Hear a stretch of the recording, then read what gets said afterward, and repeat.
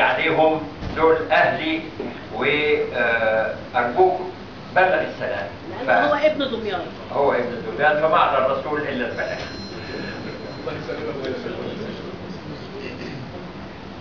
الحقيقة دعوني أبدأ من حيث انتهى الدكتور نبيل، الذي بدأ كلمته متشائما شاكيا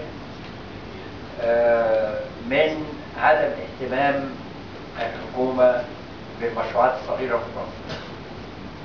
والحقيقة أحب أقول لكم إنه قد يكون ده واقع في الماضي، إنما لم يعد على الإطلاق واقع في الحاضر، لم يعد على الإطلاق واقع اليوم.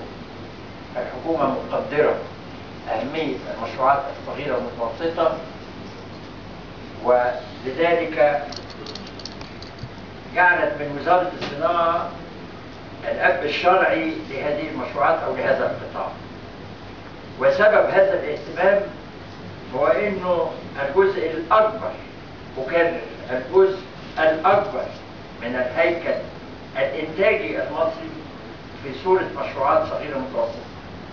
وثانيا إنه هذه المشروعات هي مشروعات بطبيعتها كثيفة العمالة، وفي زمن نحن أحوج ما نكون إلى خلق فرص عمل للشباب البحث عنه، لابد أن نهتم بهذه المشروعات وبهذا القطاع.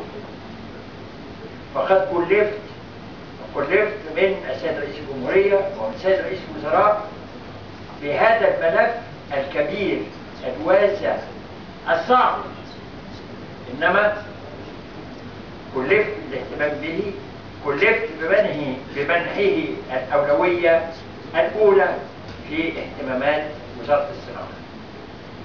ولذلك منذ تكليفي عكفنا مع مجموعة من الزملاء والخبراء على وضع استراتيجية قومية للنهوض بالصناعات